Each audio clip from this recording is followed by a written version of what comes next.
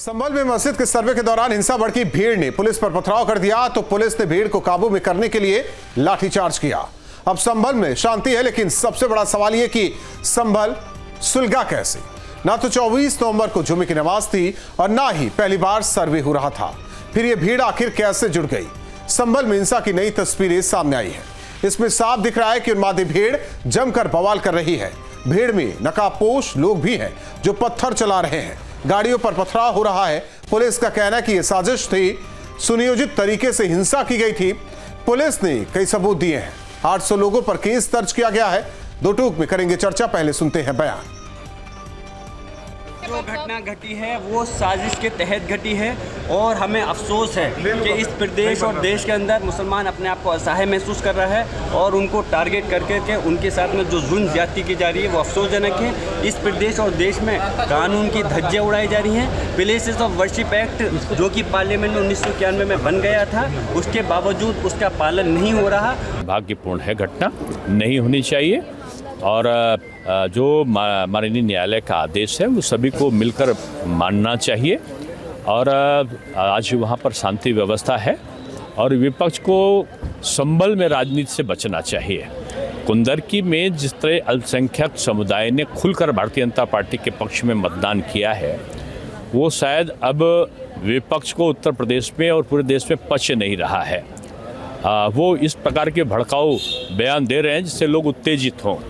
मेरा यही आग्रह है कि उत्तेजनापूर्ण बयान से बचें। ये जो फायरिंग हुई है ये फायरिंग नहीं है, मर्डर है और जो भी ऑफिसर्स इन्वॉल्व हैं उनको सस्पेंड करना चाहिए और एक सिटिंग हाई कोर्ट जज से उसकी इंक्वायरी होनी चाहिए। ये सरासर गलत है, जुल्म हो रहा है वहां पर तो संभल में। अब देश में ये जिहादी आंदोलन, जिहादी वाले लोग जो शरिया कानून स्थापित करना चाहते हैं भारत के लोकतंत्र को खत्म करके, ये संभल की घटना उसी मानसिकता का द्योतक है कि वो लोकतंत्र को खत्म करके शरिया कानून स्थापित करना चाहते हैं। अगर कानून से कोई कानून के तहत सर्वे की टीम थी। और ऐसे में बड़े सवाल, सर्वे टीम मस्जिद के अंदर क्यों चलने लगे पत्थर, चेहरे पर नकाब, गलियों में कहां से आए पत्थरबाज, साजिश थी बड़ी, भीड़ पत्थर के साथ क्यों थी खड़ी, हिंसा का पहले सा था प्लान, मच गया सियासी घमासान। इन्हीं सवालों के साथ करेंगे मेहमानों से चर्चा। सूर्य मैथिल जी, नेता बीजेपी, राहुल यादव जी, समाजवादी पार्टी के नेता, आचार्य राज मिश्रा जी, हिंदू धर्म गुरु, हाजी नाजिम खान साहब, मुस्लिम एक्टिविस्ट। आप सभी मेहमानों का स्वागत है। राहुल यादव जी, आज ही आपके सांसद साहब को सुन रहे थे, वो कह रहे हैं कि सुरक्षित नहीं मुसलमान प्रदेश में, देश में यही थे जो कि शुक्रवार को पहुंच गए थे मस्जिद के पास, तमाम बातें कर रहे थे। दूसरी ओर जिस बात का जिक्र किया गया है बीजेपी की तरफ से कि कुंदरकी हार गए, क्योंकि इससे पहले कौन था वहां विधायक समझा जा सकता है, उसकी ये एक टीस है, इसलिए ये पथराव, ये साजिश। एक तो कुंदरकी या फिर अन्य जो चुनाव हुए 9 सीटों पर उत्तर प्रदेश में, उसके संबंध में मैं बता दूं कि समाजवादी पार्टी के अधिकतर जो मतदाता थे उनको बूथ तक पहुंचने नहीं दिया गया। तो एक तो वहां से एक लड़ाई हम वहां लड़ रहे हैं कि अब जो चुनाव हो रहे हैं ये पूरी तरह से निष्पक्ष हों और जो संवैधानिक संस्था है चुनाव आयोग उसको संज्ञान में ले। और हालांकि उन्होंने संज्ञान में लिया और तात्कालिक रूप में कुछ लोगों को सस्पेंड भी किया, लेकिन वो नाकाफी है। एक तो एक लड़ाई ये लड़ी जा रही है। दूसरा ये है कि जो आज संविधान दिवस की तो संज्ञा है और संविधान में शब्द है धर्मनिरपेक्ष, तो ये जो सरकारें हैं ये धर्मनिरपेक्ष क्यों नहीं हो पा रही। और संभल की जो घटना है, इस घटना के संबंध में जब तक एक निष्पक्ष इंक्वायरी सिटिंग जज के हिसाब से एक निष्पक्ष इंक्वायरी आयोजित नहीं की जाएगी, सच सामने नहीं आएगा। क्या सीधा समझ नहीं आ रहा है कि ये प्रशासन का फेल्योरनेस है। 29 तारीख को सुनवाई है। आपके सांसद साहब क्यों गए थे? सांसद साहब जो थे वहां के, अब चूंकि प्रतिनिधि है भाई, तो जाएंगे, बोलेंगे और शांति और अमन की गुंजाइश की तो बातें उन्होंने नहीं की थी। आप उठा के, मैं अगर कहिए तो बयान सुनवा दूं शुक्रवार वाला। अरे ऐसा है कि जो वहाँ का सांसद है, जो विधायक है, जो जनप्रतिनिधि है, वो जाकर अमन शांति वहाँ पे करेगा। वहाँ से जो प्रशासन है उसके साथ कोशिश करेगा कि कोऑर्डिनेट करके वहाँ पे शांति और अमन कायम किया जा सके। वहाँ प्रशासन का फेल्योरनेस ये है कि वहाँ पर विश्वास का संकट, वहाँ पर कम्युनिकेशन नहीं। मैं बार बार कह रहा हूँ, शुक्रवार को कुछ नहीं हुआ, शनिवार को रिजल्ट वाला दिन था, उस दिन कुछ नहीं हुआ, संडे अचानक कैसे सुलग गया, ये समझ से परे है, क्योंकि बिना साजिश के ये संभव नहीं है। सवाल इस बात को लेकर है, अब आप लोग कह रहे हैं सिटिंग जज से, लेकिन जिस जज ने कहा कि सर्वे कराइए, आज उसको मानने के लिए तैयार नहीं, उस पर सवाल खड़े कर रहे हैं। विश्वास कहां करेंगे, किस पर करेंगे, कब आकर रुकेंगे? एक बड़ी साजिश इसमें है। इसमें कुछ बच्चे मरे हैं, कुछ पुलिस वाले मरे हैं, वहां के बच्चे स्कूल नहीं जा पा रहे हैं, घर छोड़कर चले गए हैं। तो ये पूरे ऐसा नहीं कि कोई नहीं, तो उस पक्ष से क्यों नहीं कहते आप लोग जो पत्थर लेकर आया था, गलियों में पत्थर बरसा रहे थे, उनके लिए उनको बेचारा बनाया जा रहा है, ना कि कहा जा रहा है कि ये गलत है। जो गलियों में पत्थर लेकर आए थे इसकी प्रशासन जांच करे, आखिर वहां ठीक है।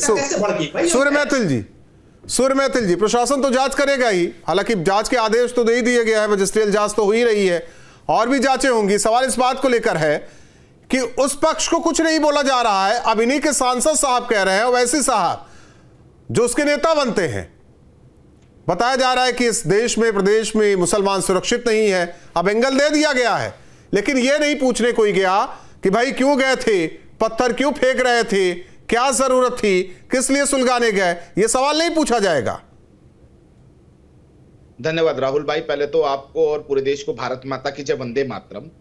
और देखिए, मैं सबको बहुत शांति से सुन रहा हूं, आशा करता है सभी मुझे भी शांति सुनेंगे और सबको अपने अपने समय में बोलें, ऐसा मेरा निवेदन। बहुत संवेदनशील मुद्दा है, इसलिए अब देखिए राहुल भाई, ये जो भी आपने आज देखा कि बवाल हुआ कल भयंकर तरीके से, एक नहीं दो बार, इसके पीछे जो है वो समाजवादी पार्टी का पूरा सिस्टम है। राहुल भाई आप देखिए, जब 19 तारीख को कोर्ट ऑर्डर करता है, 19 तारीख को ही सर्वे होता है, और सर्वे आधा हो पाता है, आधा इसलिए नहीं हो पाता क्योंकि वहां पर जो रोशनी है उसकी कमी थी, और रात को सर्वे नहीं, उस पर हम जा ही नहीं रहे, उस पर मत जाइए, सूर्य मैथिल जी छोड़ देते हैं उसको। नहीं, मैं उसी के मैं आगे आ रहा हूं ना, इस बलवे के लिए मैं उसके ऊपर आ रहा हूं। आप देखिए, उस समय में तो आया है, जिंदाबाद का नारा लगाया गया समाजवादी पार्टी के लोगों के द्वारा केवल, लेकिन जैसे ही उपचुनाव हुआ, कुंदरकी का जो रिजल्ट आया, उसके बाद समाजवादी पार्टी बौखला गई। वो कहते हैं ना, खिसियानी बिल्ली और खंबा नोचे, वो स्थिति हुई। अभी आपने बाइट चलाई थी समाजवादी पार्टी के जो सांसद है जियाउर रहमान, उनकी, आप उनके पिता की भी अगर आप विवेचना करेंगे भूमिका की, तो वो भी उसके अंदर इन्वॉल्व है। समाजवादी पार्टी के पूर्व जिला अध्यक्ष फिरोज खान, वो पूरे दलबल के संग इस दंगे में सम्मिलित हुए हैं। कोई भी शामिल हो, लेकिन सवाल सूर्य मैथिल जी, प्रशासन तो फेल हुआ है ना, इंटेलिजेंस नहीं, मैं कह रहा हूं ना, इंटेलिजेंस कहां है, जीरो है ऐसे मौके पर। सुनिए, देखिए, इंटेलिजेंस ने इनपुट यह दिया था कि माहौल खराब हो सकता है, लेकिन इस प्रकार से पत्थरबाजी होगी इस चीज की जानकारी नहीं थी। क्यों? कारण यह कि पिछली बार जब हुआ उस समय में अहिंसात्मक रूप से केवल सिंबॉलिक हुआ प्रोटेस्ट, लेकिन समाजवादी पार्टी ने इस सर्वे की आड़ लेकर प्रदेश के माहौल को खराब करने की कोशिश की है। और अभी ये कह रहे थे 4 बच्चे मरे, मैं ये कहता हूं कि 4 बच्चे नहीं मरे, 5 बच्चे, 5 दंगाई मरे हैं पुलिस की गोली से, जिन्होंने की वहां पर वाहनों को जलाया, दंगा किया, पत्थरबाजी की, गोलियां चलाई। उन सभी दंगाइयों की जो मौत हुई है बहुत अच्छी है, और ऐसे जितने भी नहीं, ये देखिए, ये आपका वक्तव्य हो सकता है, इससे देखिए, हम लोग, हमारे चैनल का हम लोग से इससे कोई वास्ता नहीं है, ये आपका वक्तव्य हो सकता है। नाजिम खान साहब, सवाल इस बात को लेकर है, ठीक है, सवाल इस बात को लेकर है, 1 मिनट, सूर्य मैथिल जी, ऐसे तो नहीं हो सकता ना। नाजिम खान साहब, सवाल इस बात को लेकर, सब कुछ कोर्ट पे हो रहा था, तो फिर इतना बवाल करने की जरूरत क्यों थी? और सवाल यह है कि बहकावे में क्यों आ जाती है एक कौम जो पत्थर चलाने लगती है? हाँ राहुल भाई, देखिए, सबसे पहले तो मैं ये कहना चाहता हूँ, देखिए, संभल के जनता बड़ी सम्मानित जनता है, तो देखिए, आपके चैनल के माध्यम से मैं हाथ जोड़कर हाथ जोड़कर उनसे अपील करना चाहता हूं कि सौहार्द बनाए रखें, अफवाह में किसी पे भी ध्यान न दें, क्योंकि ये संभल आपका है, ये देश आपका है। और रही बात ये कि जिस तरीके से वहां पर ये दंगा भड़का, तो देखिए कहीं ना कहीं लोकल इंटेलिजेंसी वहां पर फेल हुई है। अगर शायद लोकल इंटेलिजेंसी वहां पर अगर अलर्ट होती तो यहाँ पर इस तरीके का माहौल नहीं दंगा उसे कहते हैं जब दो कौम आमने सामने होते, इसे दंगा नहीं कहिए, इसे हिंसा कह सकते हैं, हम दंगा नहीं कह सकते। हाँ सुनिए जी, देखिए राहुल भाई, देखिए अब इससे दंगा इसलिए कहने का रुख पड़ रहा है कि अभी देखिए अभी आपके सामने बड़ी जिम्मेदारी के साथ इन्होंने कहा है मैथिल जी ने कि पुलिस वाले ने उन दंगाइयों को मारा, इन्होंने कहा, जबकि वहां के कमिश्नर ने पाइप पे कहा है कि पुलिस की तरफ से गोली नहीं चली। लेकिन यहाँ पर अब बड़ी जिम्मेदारी के साथ इन्होंने पुलिस का नाम, मैं उस पर जाता नहीं, मैं जड़ पे आता हूं, ये हुआ क्यों नाजिम साहब, ये हुआ क्यों? और एक ही कौम के पक्ष के लोग क्यों दिखाई दे रहे हैं? सवाल इस बात को लेकर है, संविधान पर विश्वास नहीं, न्यायपालिका पर विश्वास नहीं, देश पर विश्वास नहीं, केवल धर्म और मस्जिद पर विश्वास है। देखिए राहुल भाई, ऐसा नहीं है, देखिए हम लोग संवैधानिक लोग हैं, संविधान को मानने वाले, और इंशाल्लाह जब भी इस दुनिया से रुखसत होंगे तब भी हाजी नाजिम के जबान से संविधान ही आएगा, क्योंकि भारत की एक ही धार्मिक पुस्तक है जिसका नाम संविधान है। और देखिए जिस तरीके से यहाँ पर सर्वे की टीम आई, तो देखिए फ्राइडे वाले के जो अभी 19 तारीख की बात हो रही थी, तो मैं इनको एक बात बता दूं कि जब वहां पर जिस तरीके से कोर्ट का आदेश आया, आदेश आने के बाद सर्वे की टीम भी चल रही थी, एडवोकेट भी चल रहे थे, पुलिस भी चल रही थी, तो लेकिन उसके पीछे कुछ भीड़ चल रही थी, जैसा वीडियो में दिखाया गया, वो धार्मिक नारा लगाते हुए जा रही थी। तो देखिए उन लोगों को परमिशन किसने दी कि पीछे धार्मिक नारा लगाने के? और देखिए वो जांच का विषय है। मैं मान लेता हूं नाजिम खान साहब, मैं मान लेता हूं किसी ने धार्मिक नारे लगाए तो पत्थर चलाना शुरू कर देंगे, बवाल करना शुरू कर देंगे, गोली चलनी शुरू हो जाएगी। राहुल जी देखिए जिस तरीके से गोली चली, देखिए हम उसके खिलाफ हैं, हम लोगों को बड़ा दुख है। आप खिलाफ हो रहे हैं, जो होना था सो हो गया। आचार्य राज मिश्रा जी, 5 घर के चिराग, आचार्य राज मिश्रा जी, इसका जिम्मेदार कौन है? वाकई जिम्मेदार कौन है? ये भी जरूरी है कि जिम्मेदार कौन है? आचार्य राज मिश्रा जी, 5 घर के चिराग नहीं, अब ये बताने की कोशिश क्यों की जा रही है? जिस तरीके से बर्क साहब कह रहे हैं कि नहीं है, ये तो प्रदेश और देश तो मुसलमानों के लिए सुरक्षित नहीं है, इसे ये एंगल क्यों दिया जा रहा है? और क्यों आपके ओवैसी साहब ये कह रहे हैं कि ये तो मर्डर है? क्यों कहा जा रहा है? राहुल भाई, जब चुनाव के अंदर एक पुलिस वाला बंदूक लेकर खड़ा हो जाता है और किस तरीके से महिला के सामने खड़ा हो जाता है, आचार्य राज मिश्रा जी, आचार्य राज मिश्रा जी, कहीं ना कहीं ये सोचने विचारने के बाद जी राहुल जी, ऐसा ही होगा सर्वे।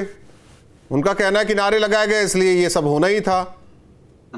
राहुल जी बड़ा विषय है, जैसे ही नारे लगाए गए ना राहुल जी, तुरंत ही वहां पर पत्थर की गाड़ी आ गई और उन्होंने पत्थर उठा लिया और पत्थर हाथ में लेकर के मारना शुरू कर दिया। कितनी बड़ी नौटंकी है यार, कितनी अजीब बात है। किसी जो बात किया जाए ना राहुल जी, उसका कोई सेंस होना चाहिए। अरे स्पष्ट रूप से बैठ करके नाजिम जी यहां बोलिए कि ये प्लानिंग की जाती है, हम संविधान की, हम कानून की धज्जियां उड़ाते हैं, बोलिए यहां बैठ करके आप। पहले से वो किसी चीज की भी बात की जाए, जब भी कहीं पर हुआ, कहां से आते भाई तुम्हारे पास पत्थर हैं?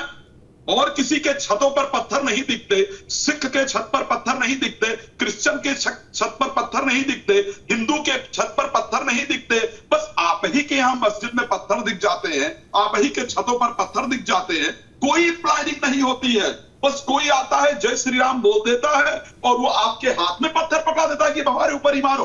तो इस प्रकार की नौटंकियां करना कम से कम हाजी। लेकिन आचार्य राज मिश्रा जी, ये भी तो कहा जा रहा है कि कब तक मस्जिद के नीचे मंदिर ढूंढते रहेंगे आप? तो कहीं आकर रुकेंगे आप लोग? अच्छा, तो क्या हम जबरदस्ती मंदिर ढूंढने गए हैं? संवैधानिक सहारा ले रहे हैं राहुल जी या नहीं ले रहे हैं? पहले से तो मस्जिद एक्ट 1991 क्या है? अरे सुनिए, जब बाबरी मस्जिद का फैसला आ गया, पकड़ा रहे हैं कोर्ट को, अब तक मस्जिदों के नीचे मंदिर ढूंढते रहेंगे आचार्य जी? आचार्य जी, मस्जिदों के नीचे मंदिर कब तक ढूंढते रहेंगे?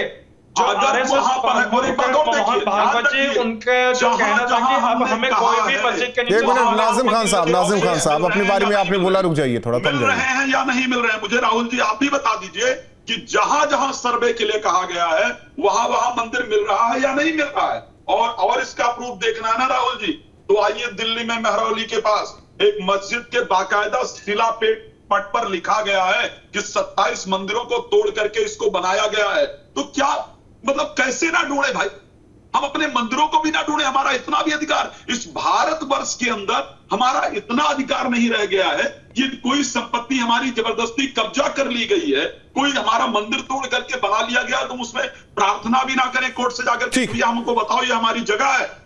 राहुल यादव जी, इस पूरे मामले का समाजवादी पार्टी कनेक्शन क्यों सामने आ रहा है?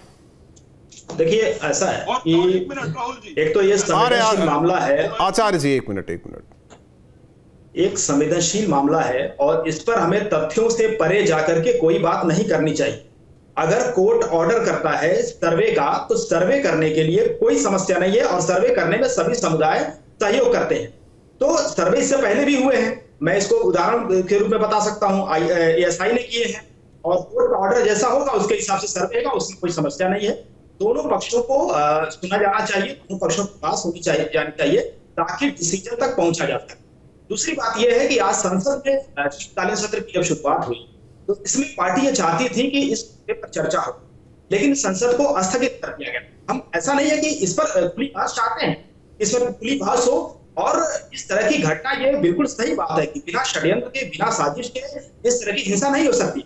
इसके पीछे वो कौन लोग हैं जिनको मौका मिलता है? नहीं तो आपकी पार्टी का नाम आ रहा है ना सामने।